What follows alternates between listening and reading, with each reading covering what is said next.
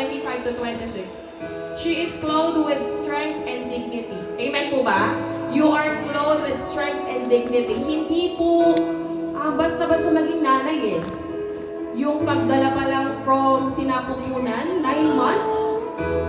Diba? Pag minsan, hindi pa umaabot ng 9 months. So, another sacrifice and suffering na naman sa nanay yun.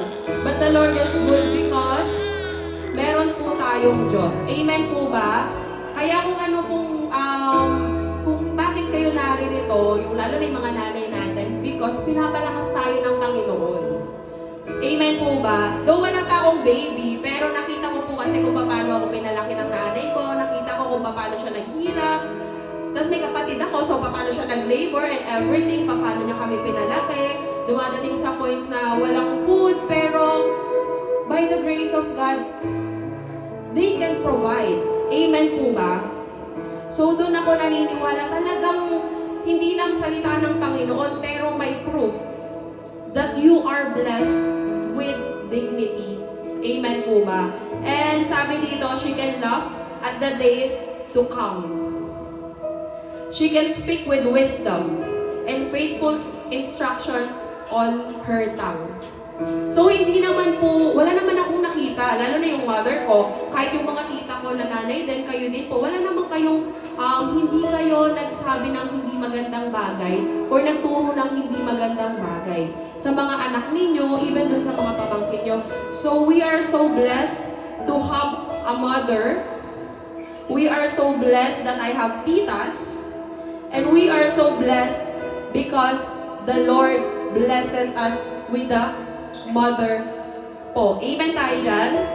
Amen. So, pwede po ba tayong tumayo and i-celebrate natin yung Mother's Day with God? Amen po ba? Bigyan natin ng papuri yung Panginoon kasi hindi dahil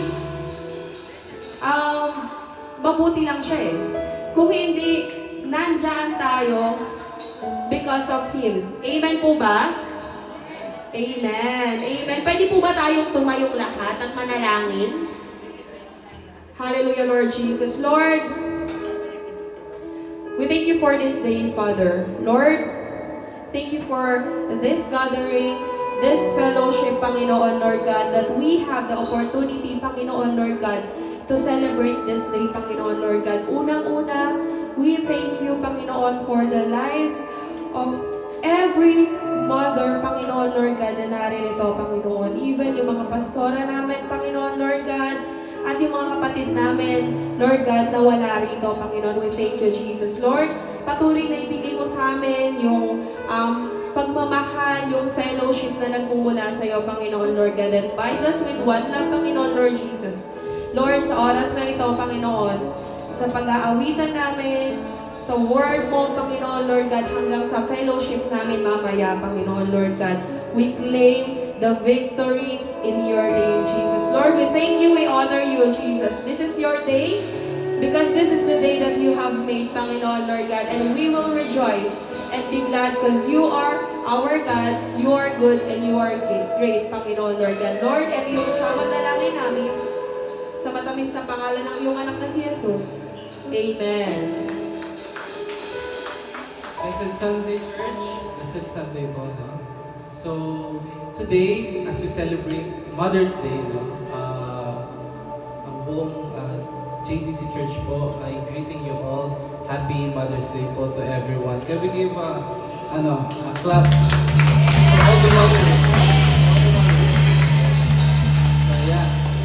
So, this day, for me, is a celebration. So, when we celebrate, palagi tayong masaya, palagi tayong nakasmile. Parang nag-celebrate talaga. Yung birthday mo, malungkot ka. Hindi. Dapat pakita natin yung joyfulness, pakita natin yung sa Lord, pakita natin yung sigla, yung ligalig. Para pag dumalo tayo sa church, para tayong sabik na sabik sa presensya niya. No? So as we sing this song, araw-araw tayo magiging thankful, araw-araw tayo magiging masaya para sa Kanya. So as we celebrate, give natin lahat ng praise natin, give natin lahat ng praises natin na song all to the Lord. No? So, yeah. Okay.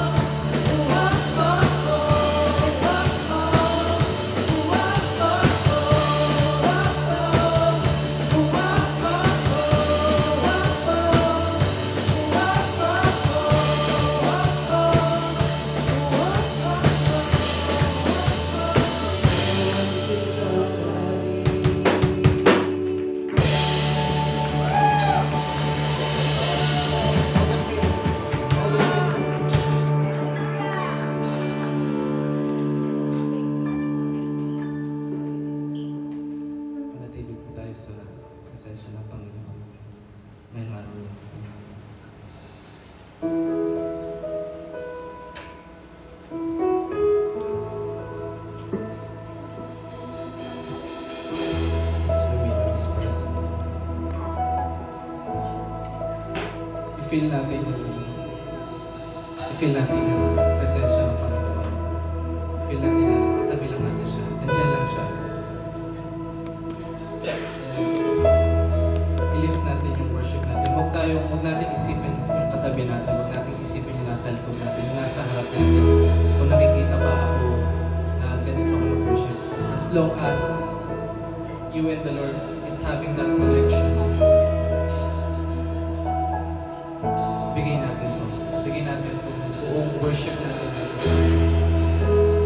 Deserve niya tong worship, yung praises na lahat ibibigay natin sa Kanya.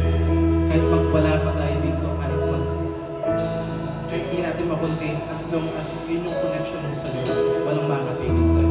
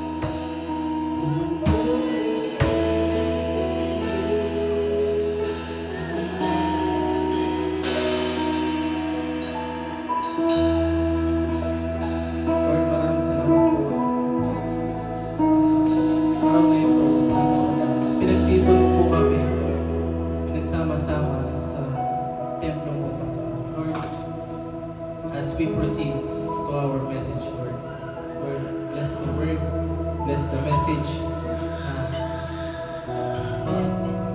hawakan ang mga puso ng bawat tao na dumalo ngayong araw na ito, Panginoon.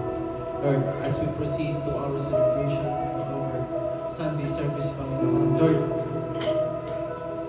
kayo po ang mamuna, kayo po ang mag-lead, kayo po ang maging sentro ng church na ito, Panginoon.